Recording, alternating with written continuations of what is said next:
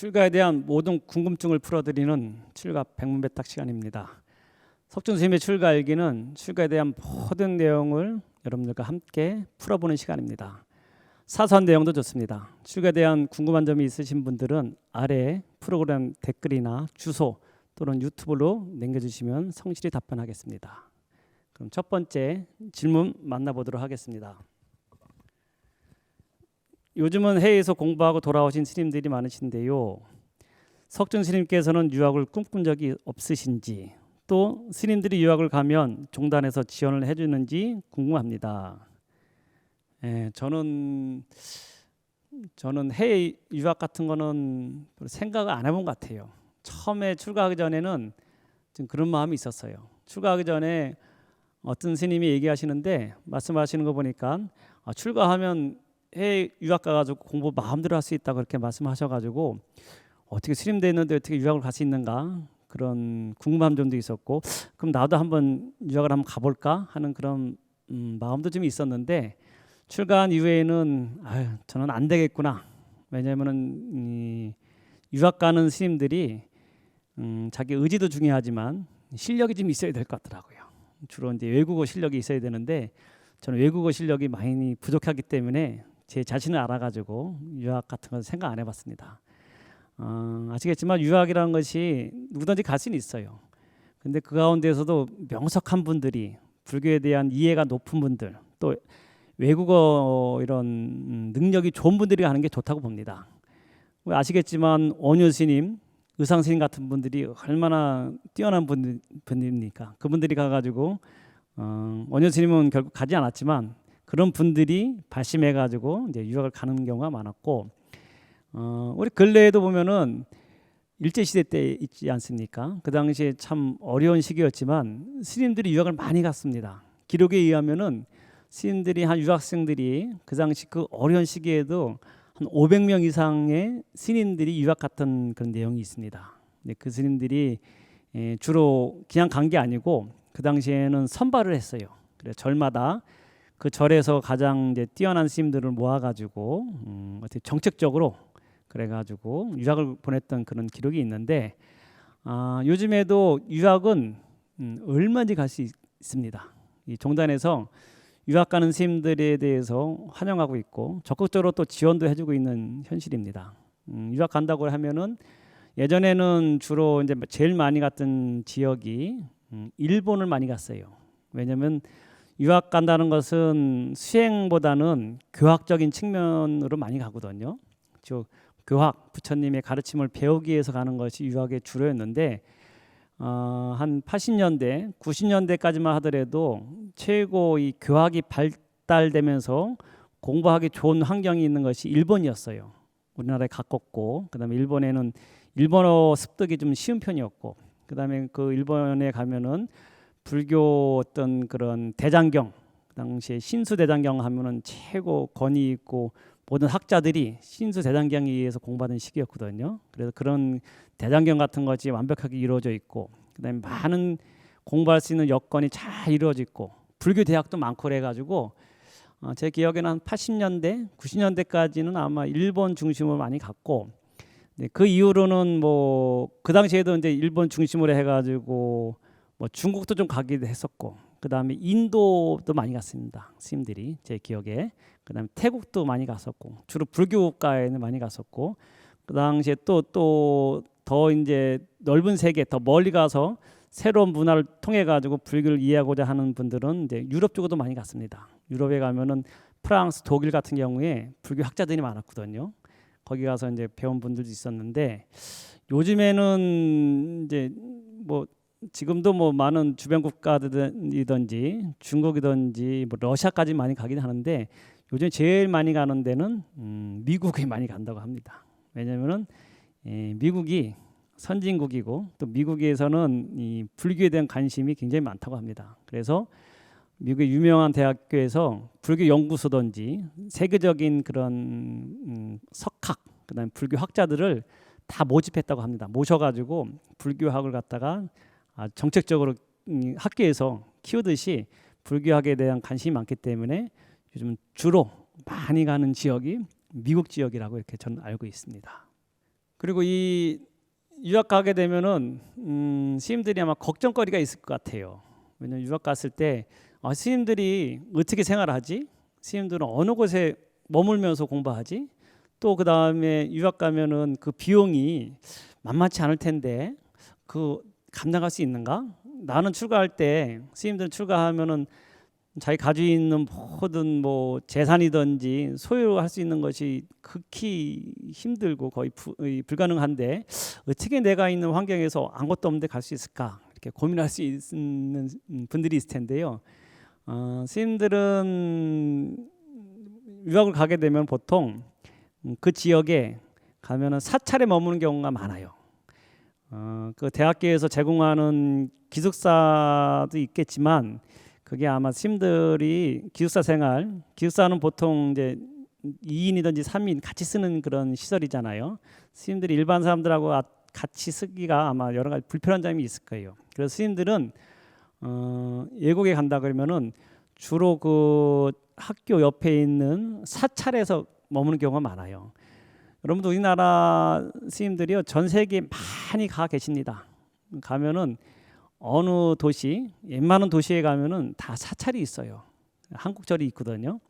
그런 절들은 특징이 뭐냐면은 우리나라 같이 매일같이 뭐 기도하고 그다음에 축원하고 뭐 제 지내고 그런 형식이 아니고요. 외국에 있는 그 스님들의 이 사찰 운영은 주로 일요일 날 있지 않습니까? 평일에는 열심히 일하고 휴일에 이제 와가지고 종교 활동하는 것이 일반적이거든요. 그래서 외국가 있으면 주로 이제 유럽이든지 미국 같은 경우에도 거의 비슷한 그런 패턴인 것 같은데 가면은 일요일 날 절에 옵니다. 신도들이 절에 와가지고 거기서 법회 보고 거기는 제든지 뭐 이렇게 그런 거보다는 같이 모여가지고 법회 같이 부처님 경전 읽고 그다음에 스님이 축원해주고 법문해주는 그런 형식이거든요.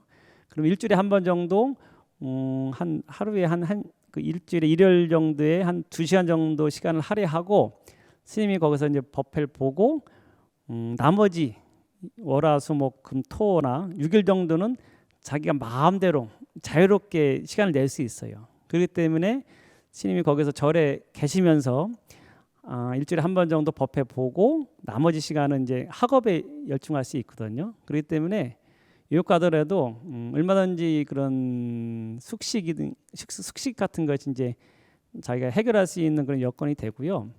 그 다음에 또 이제 학비 같은 게 문제가 될 텐데 학비가 많이 들 겁니다. 유럽 같은 경우에는 학비는 안 내지만 보통 대학이 보면은 독일 같은 경우에도 학비는 안 내지만 생활비가 굉장히 많이 들어요. 근데 그런 경우에는 스님들이 절에 머물면은 그냥 머무는 게 아니고 거기서 법회 봐주기 때문에 일정량의 어떤 거기서 보시 같은 개념으로 나오는 게 있고요. 또 요즘에는 종단적으로 특히 이제 조계종 같은 경우에는 해외 유학생 스님들을 그 장학생 선발합니다. 그래가지고 이 스님이 거기 어떤 외국에 가서 공부하는 어떤 그 여러 가지 계획서, 그 다음에 지금 학업하고 있는 그런 모든 내용을 종합해가지고 그 스님이 학비 전액은 아니겠지만 어떤 경우는 전액도 이제 지원해주고 그걸 갖다가 그 학교에 그 학비든지 여러 가지 그 사정을 살펴가지고 거기에 가능할 만큼 학비를 지원해주고 있습니다. 그래서 제가 교육원에 있을 때 외국에 있는 공부하는 스님들 웬만한 공부 열심히 하는 스님들 그런 스님들은 그 다음에 계획서가 아주 착실하고 그 다음에 공부에 정말 뜻이 있는 스님들은 거의 지원해줬던 그런 기억이 납니다. 뭐 100%는 힘들겠죠. 하지만 공부하는 데 있어가지고 최소한의 어떤 학비는 좀 그것을 어느 정도 도움이 될 수 있을 정도의 종단에서 지원이 있고 그 다음에 부족한 것은 그 사찰에서 법회 보면서 그 주지심이든지 그다음에 신도들이 또 십시일반 도와가지고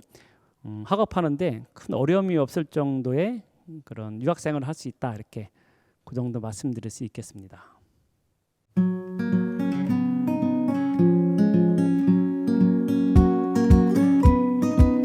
그래서 해외 나가서 스님들 여러 가지 종류가 있더라고요. 근데 주로 이제 어쨌거나 이제 불교 관련된 그런 공부를 많이 합니다. 요즘 추세가 우리는 한문 가지고 이렇게 불교를 해석하고 이해했잖아요. 동남아권에서는 동북아 이렇게 문화 중국의 영향을 많이 받기 때문에 우리는 지금도 고려대장경이라 해가지고 대장경이 있고 주로 한문으로 되어 있는 그런 경전을 그걸 텍스트를 통해 가지고 불교를 이해했는데 요즘에는 추세가 한문보다는 외국 사람들이요 이 한문을 갖다가 영어로 풀어놓은 것이 더 잘 풀어놨다고 합니다. 그럼 대학자들이 굉장히 많고 한문도 영어로 더 풀어놓은 것이 더 정확하고 우리가 어려운 뭐 경전을 풀어놓은 데 있어가지고 한문으로 이해한다는 것은 영어로 풀어놓은 걸 보면은 더 이해가 쉽다고 하고 그 다음에 그 사람들은 어떤 특징이 있냐면은 한문만 가지고 이렇게 영어로 푸는 게 아니고 이 사람들 꼭 비교 종교학 같이 이 한문을 갖다 놓고 원래 텍스트였던 버머, 산스크리트든지 빨리어 같은 불교라고 하더라도 이걸 같이 대조하면서 불교를 갖다가 이해한다고 합니다. 그래서 주로 나가서는 외국 가서 공부할 경우에는 그 원전이라고 할 수 있는 우리는 한문만 가지고 원전이라고 하는데 외국에서는 한문으로 원전은 안 하고요. 왜냐하면 벌써 인도에서 한문을 번역할 때 1차 번역이 된 거기 때문에 원본이 아니거든요. 그 사람들은 주로 빨리어든지 산스크리트 본을 가지고 불교를 이해하고 거기에 대해서 한문도 이해하는 그런 추세고 그렇기 때문에 외국 나가면은 스님들이 주로 그 버머, 빨리어든지 산스크리트를 중심으로 해가지고 이 불교를 이해하는 그런 스님들이 많고 또 어떤 스님들은 또 그가 상관없이 역사를 공부하는 스님들도 있고 또 나가가지고 경제를 통해 가지고 경제학을 통해 가지고 불교를 이해하는 경우도 있고 하여튼 자기 분야, 자기 관심 가는 분야를 갖다가 여러 가지 마음대로 할 수 있는 것이 유학생들의 특징이라고 할 수 있겠습니다. 처음에 원효스님 말씀드렸죠. 시작하면서 원효스님 하면 원효, 새벽 효자를 쓰거든요. 원효스님이야말로 우리 불교사에 있어서 새벽 같은 분이다 이렇게 얘기합니다. 새벽을 열어준 분. 왜냐하면 원효스님이 새벽을 열어줬기 때문에 그 이후로 우리가 그 여명을 받아가지고 빛나는 태양의 밑에서 우리가 산다고 이렇게 얘기합니다. 불교계에서는. 근데 원효스님은 늘 말씀하셨어요. 뭐냐면 일체유심조라. 스님께서 깨달았을 때 그 내용, 이 모든 것은 내 마음 위에서 짓고 내 마음 위에서 고통을 받는 것이지 이 모든 것은 내 마음이 지은 것이다. 그런 측면으로 본다면 우리 살면서 여러 가지 어려운 점이 있고 특히 요즘에 막 덥고 해가지고 짜증나잖아요. 모든 것이 지금 마음에서 지은 거예요. 날씨는 아무 거기에 관여 안 하는데 본인이 덥다, 힘들다, 괴롭다 맺는 것인 거거든요. 그런 측면에서 본다면은 원효스님의 일체이심조 사상을 우리가 다 마음에 새겨가지고 모든 어려운 일 우리 마음의 작용이라 생각하고 그것을 능가하고 뛰어넘고 결국에는 부처의 지혜에 갈 수 있도록 열심히 수행하는 그런 시간이 되었으면 합니다. 감사합니다. 여러분 출가합시다.